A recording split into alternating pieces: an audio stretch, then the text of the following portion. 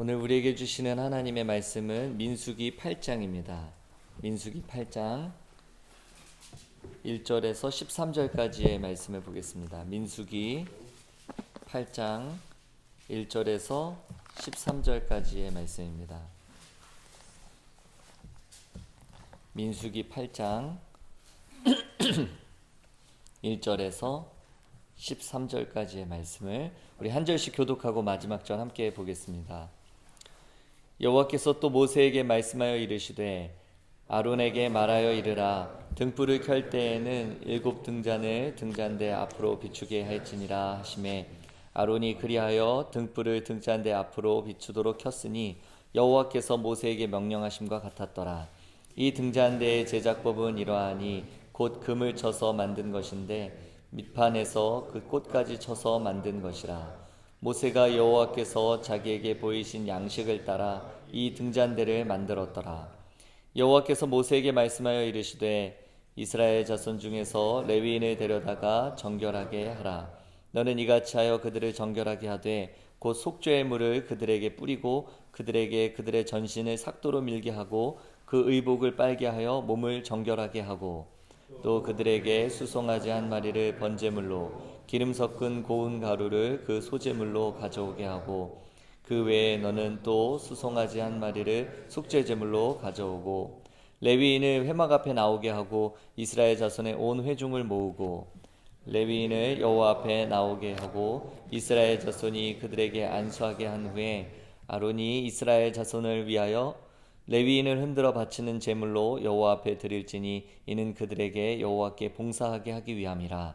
레위인으로 수송아지들의 머리에 안수하게 하고 내가 그 하나는 속죄제물로 하나는 번제물로 여호와께 드리며 속죄하고 함께 읽습니다. 레위인을 아론과 그의 아들들 앞에 세워 여호와께 요제로 드릴지니라.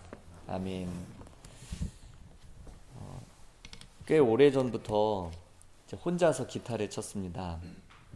그런데 남들만큼 잘 치고 싶고 또 교회에서 잘 치는 사람처럼 보이고 싶어서 기본기 없이 성급하게 막 연습을 하다 보니까 어려운 곡들도 몇 곡 칠 수 있고 또 사람들 앞에서 꽤나 잘 치는 것처럼 보이지만 실제로는 그 정도의 실력이 되지 않습니다.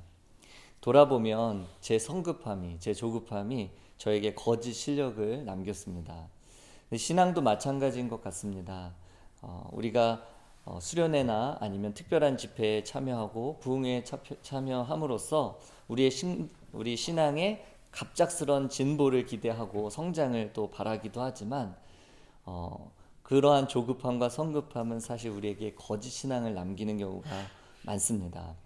이 새벽에 이렇게 예배하러 나오시고 또 주일에 늘 한결같이 예배드리고 또 우리 청년들 같은 경우에는 금요 청년 집회에 한결같이 참여하는 것, 이 모든 것이 사실은 아무것도 아닌 듯 보이지만 우리의 신앙에 갑작스런 성장이라는 건 없기 때문에 하나님께서 주시는 이 기회의 시간들을 잘 활용했을 때 우리는 하나님의 자녀다운 사람이 되어갑니다. 우리가 읽고 있는 이 민수기의 본문도 사실은 이스라엘 백성들이 어느 날 하나님과 언약을 맺었다고 해서 갑작스럽게 하나님의 백성이 되는 게 아니라는 걸 보여주고 있습니다. 하나님과 언약은 맺었지만 언약을 맺기 전 이전의 상태와 그 이후의 상태가 사실 별반 다르지 않습니다. 그래서 하나님 앞에서 거역도 하고 때로는 징계도 받고 또 그러는 가운데 돌이키기도 하고, 그래서 이 민수기가 끝날 때쯤 되면 이제는 가나안에 들어갈 만한 그런 백성들로 바뀌어 있습니다. 하나님께서 우리의 삶에 주시는 훈련이 바로 이와 같다고 생각합니다. 우리가 알다시피 이 민수기의 영어 제목은 Numbers입니다. 그러니까 숫자를 이야기하죠. 우리말로는 백성들의 수에 대한 기록 정도가 될 것 같습니다. 오늘날도 그렇지만 특별히 고대 근동에서는 숫자로 대변되는 세상이었습니다. 오늘날도 사실은 숫자로 모든 것을 환산할 수 있는 시대이죠. 근데 고대 근동에도 그랬습니다. 자식들의 숫자로, 그래서 자식들이 많으면 복받은 가정이고 또 백성들의 숫자가 많으면 큰 나라였습니다. 따라서 이 민수기에 등장하는 이 인구조사 이야기는 이스라엘이 얼마나 큰 나라인지, 그리고 이 출애굽 광야 생활을 통해서 이스라엘은 지금 얼마나 크고 강성한 나라가 되었는가를 아주 단적으로 보여준다고 할 수 있습니다.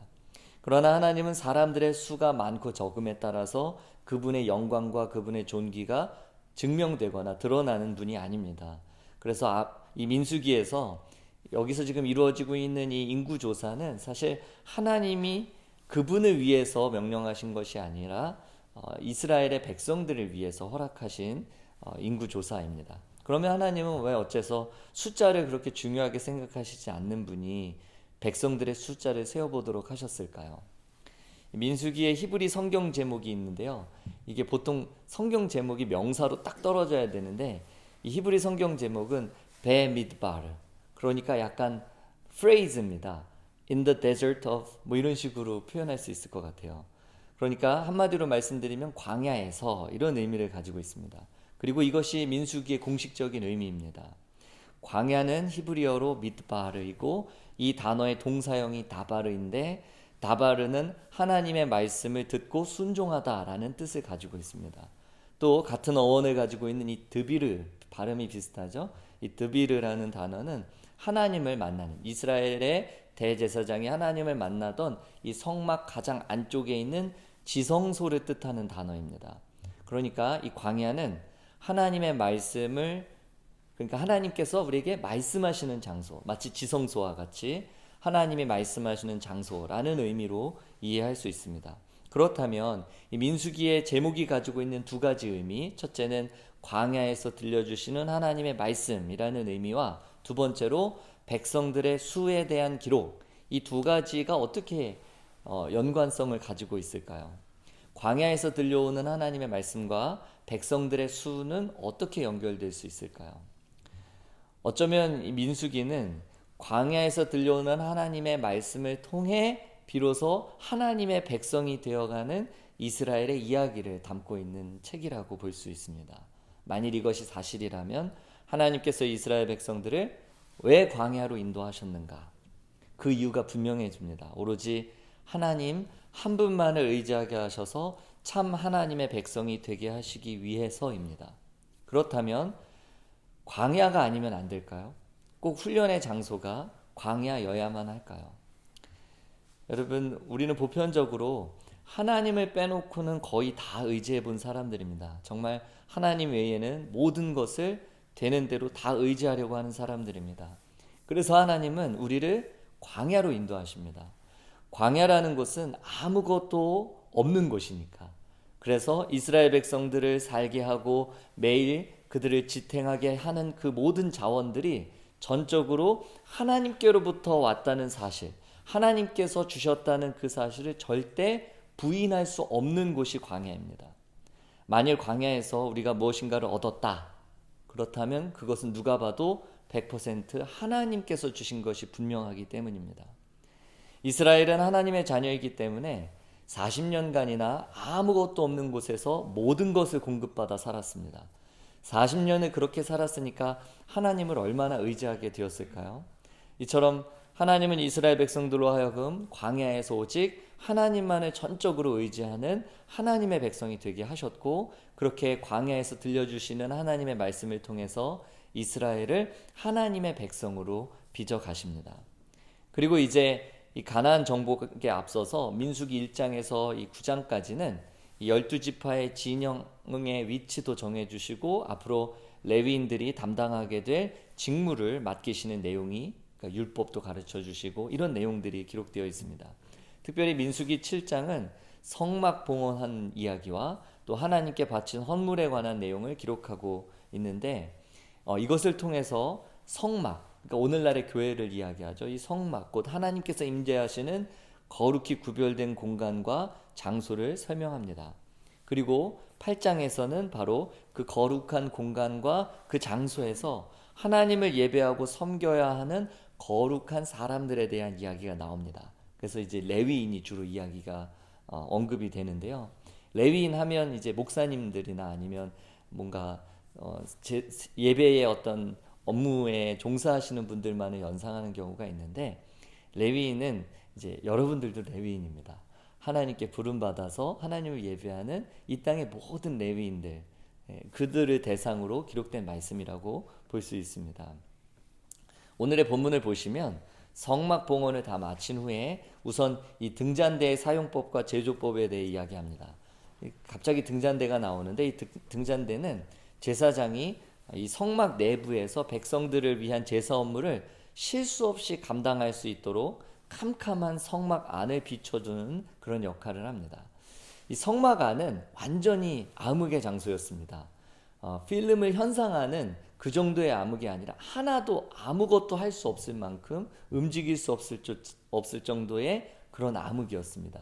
그래서 금으로 된 등잔대에 불을 붙이는 순간 금으로 된 벽면에 빛들이 막 반사되면서 성막 안이 환하게 비춰지게 되거든요. 그렇게 밝아진 성막 안에서 제사장은 제사의 직분을 이제 실수 없이 감당할 수 있었습니다. 그의 백성들을 향해서 이제 꺼지지 않는 하나님의 빛을 상징한다고 볼 수 있습니다. 마치 우리가 하나님의 빛이 없이는, 성령의 조명하심이 없으면 말씀을 이해할 수도 없고 하나님을 온전히 예배할 수도 없고 또 예배의 이 직분을 우리가 감당할 수 없습니다. 아마 캄캄한 암흑을 헤매는 것처럼 우리는 헤매게 될 것입니다. 그래서 이 등잔대를 통해 빛을 밝혀 주시는 그 이야기가 먼저 언급됩니다. 그리고 이어서 이제 레위인을 성막 봉사자들로 세우기 위한 임직식을 소개합니다. 오늘의 본문 7절과 8절인데 제가 다시 한번 읽어드리겠습니다. 너는 이같이 하여 그들을 정결하게 하되 곧 속죄의 물을 그들에게 뿌리고 그들에게 그들의 전신을 삭도로 밀게 하고 그 의복을 빨게 하여 몸을 정결하게 하고 또 그들에게 수송아지 한 마리를 번제물로 기름 섞은 고운 가루를 그 소제물로 가져오게 하고 그 외에 너는 또 수송아지 한 마리를 속죄제물로 가져오고. 먼저 이 레위인들에게 속죄의 물을 뿌립니다. 특별한 성분의 물이 아니라 구별된 물을 뿌리는 거죠. 그리고 두 번째로 거룩하게 구별된 이 레위인의 전신에 털을 밀도록 하십니다. 세 번째로 의복을 세탁하고 몸을 정결하게 합니다. 그리고 넷째로 이 레위인에게 안수를 하고 다섯째로 하나님께 제물을 바칩니다.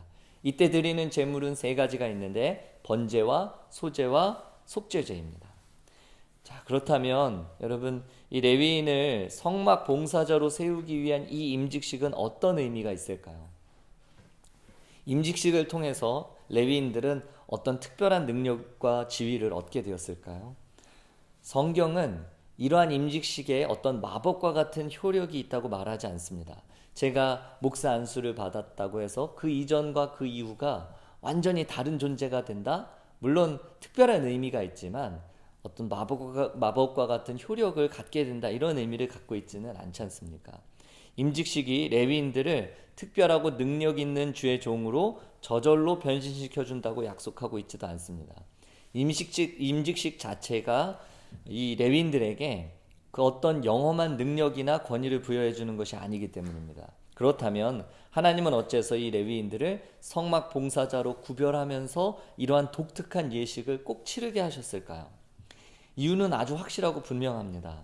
이 레위인 스스로 자신이 구별된 존재라는 사실을 기억하도록 하기 위함입니다. 속죄의 물을 뿌리고 전신에 털을 밀고 의복을 세탁하고 몸을 정결하게 하며 이스라엘 자손들의 안수를 받고 그리고 하나님께 제물을 바치는 이 모든 행위에 비록 특별한 능력이 있는 것은 아니지만 이것을 행함으로써 우리는 자신이 어떤 존재로 부름받았는지를 깨닫게 됩니다. 자신이 이제 누구인지 기억하게 됩니다. 사랑하는 성도 여러분, 우리가 드리는 예배의 기능이 바로 여기에 있습니다.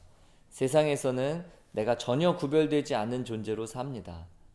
똑같이 생겼고 또 똑같은 일을 비슷하게 하고 있고, 그러니까 우리는 그들 중에 하나처럼 그냥 그렇게 살아가지만 내가 하나님의 자녀라는 사실도 그냥 다 잊어버리고 세상보다 더욱 세상처럼 살다가 어느 순간 내가 길을 잃었구나 라는 사실을 깨닫게 됩니다. 그때 우리가 무엇을 해야 할지 몰라서 익숙하게 찾았던 예배당에 들어와서 하나님 앞에 무릎을 꿇습니다. 그 순간 내가 어떤 존재였는지, 누가 나를 이곳에 불러주셨는지, 그리고 오늘에 이르기까지 나와 함께 하신 분이 누구신지 우리는 그때 비로소 깨닫습니다. 하나님이 나를 구별된 존재로 부르셨지. 비록 이 세상 한복판에 내가 살고 있지만 세상과는 다른 존재로 나를 살도록 그렇게 부르셨지. 그동안 나는 내가 누구인지도 모른 채 정신없이 살았구나. 이 사실을 깨닫고 내가 누구인지 내 정체성을 인식하게 하는 자리가 곧 예배입니다.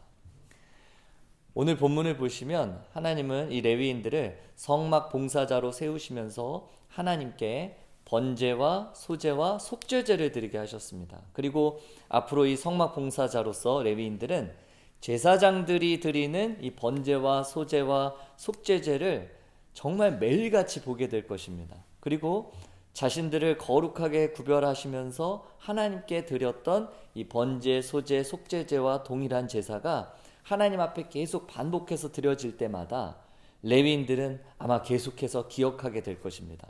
누가 나를 부르셨고 나는 어떤 존재로 부름받았는지 매일 기억하게 될 것입니다. 우리가 알다시피 이 번제와 속죄제는 나의 허물과 나의 죄를 대속하기 위한 제사였습니다. 따라서 이 성막에서 번제와 속죄제가 드려질 때마다 아마 레위인들은 제물을 받으시고 자신들의 죄를 용서하신 그 하나님의 은혜를 기억할 것입니다. 아마 여러분들도 그런 것들이 하나 있겠죠. 내가 정말 은혜 받았던 찬양, 은혜 받았던 말씀, 그리고 은혜 받았던 장소, 하나님을 감격적으로 경험했었던 그 시간들이 분명히 있을 겁니다. 그리고 그 장소에 가면, 그 말씀을 읽으면, 그 찬양을 들으면 우리는 자동적으로 하나님이 나를 만나 주셨던 그 날을 기억하게 되죠. 이 레위인들에게도 그런 상기할 수 있는 그 메모리를 하나님께서 허락하십니다. 그리고 더 나아가서 레위인들이 스스로를 구별하면서 하나님께 드렸던 이 제물 중에 이 소제라는 것은 아주 특별한 의미를 갖습니다. 전에도 말씀드린 적이 있지만 이 소제란 짐승을 드리는 제사가 아니라 곡식을 곱게 갈아서 그 고운 가루에 예물을 삼아서 이 고운 가루 자체를 예물로 삼아서 기름과 모든 유향을 함께 이제 드리면 제사장이 제단 위에서 이것을 불살라서 드리는 형식, 하나님께 드리는 그런 제사입니다. 곡식 제사죠. 그리고 이렇게 고운 가루 곡식을 불태워 드리는 화제는 여호와께 향기로운 냄새다 이렇게 표현합니다. 그렇다면 이처럼 곡식을 곱게 갈아서 드리는 이 제사가 하나님께 향기로운 냄새로 드려질 수 있는 이유가 무엇일까요? 송아지만큼 비싸지 않지 않습니까? 그런데 왜 하나님께서는 이것을 향기로운 냄새로 받으실까요? 곡식에 막 금가루가 섞여서 그렇습니까? 아니면 오늘날처럼 유기농 재배를 통해서 기른 그런 귀한 곡식이라서 하나님께서 향기로운 냄새로 받으셨을까요? 여러분, 이 곡식으로 예물을 삼아 드리는 소제에서 가장 중요한 핵심은 고운 가루에 있습니다. 여러분과 저의 삶이 하나님께서 받으시는 향기로운 냄새로 드려지기 위해서는 반드시 고운 가루가 되어야 합니다. 이 고운 가루란 내 생각과 나의 뜻과 나의 주장이 드러나지 않고 그런 게 없다는 건 아니지만 그걸 고집스럽게 드러내지 않고 곱게 갈린 가루처럼 우리를 빚으시는 분에 의해서 얼마든지 자유롭게 그 형태와 그 쓰임이 달라질 수 있는 상태를 의미합니다.